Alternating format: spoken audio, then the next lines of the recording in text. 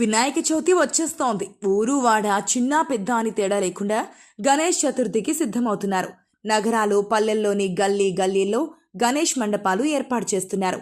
ముంబైతో పాటు తెలుగు రాష్ట్రాల్లోనూ ఏటేటా గణేష్ సంబరాలు అంబరాన్నంటుతున్నాయి.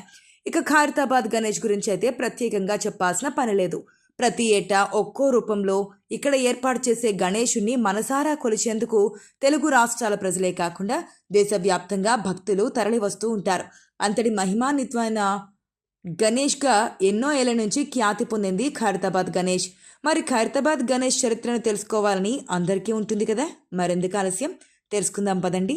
దానికంటే ముందు ఈ వీడియో మీకు నచ్చినట్టయితే ఒక లైక్ చేయండి, షేర్ చేయండి, సబ్స్క్రైబ్ చేయండి. ఖైరతాబాద్ గణేశుడికి ఏకంగా 70 సంవత్సరాల చరిత్ర ఉంది.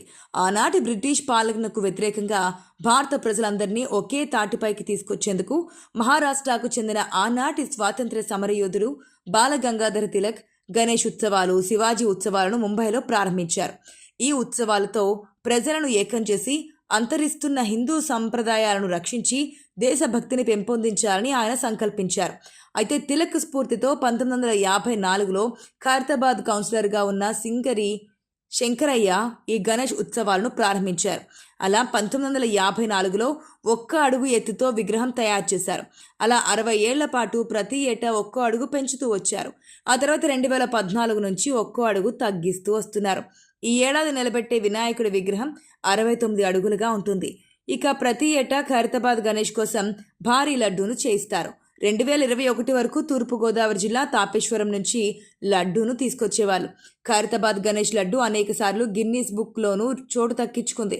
కానీ ఆ తర్వాత నుంచి స్థానికంగానే లడ్డు తయారు చేస్తున్నారు. హైదరాబాద్లోని ఖైరతాబాద్లో ప్రతి ఏటా వినాయక చవితి సందర్భంగా 11 రోజుల పాటు జరిగే ఖైరతాబాద్ గణేష్ ఉత్సవ మేళాలో పాల్గొనేందుకు తెలుగు రాష్ట్రాల నుంచే కాకుండా దేశవ్యాప్తంగా ఇతర రాష్ట్రాల నుంచి వేలాది మంది భక్తులు వచ్చి దర్శనం చేసుకుంటారు. 11వ రోజు హుస్సేన్ సాగర్లో అంగరంగ వైభవంగా ఊరేగింపుగా తీసుకెళ్లి ఖైరతాబాద్ గణేష్ను నిమజ్జనం చేస్తారు. ఇక్కడ గణేష్ నవరాత్రులు ఒక వేడుకలా నిర్వహిస్తారు.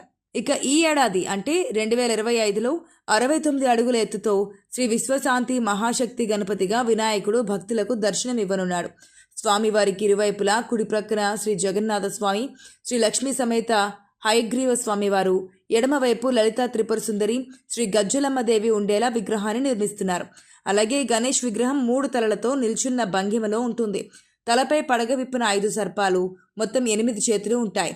కుడివైపు చేతుల్లో పైనుంచి ఆయుధం, సుదర్శన చక్రం, అభయహస్తం, రుద్రాక్షమాల ఉంటుంది.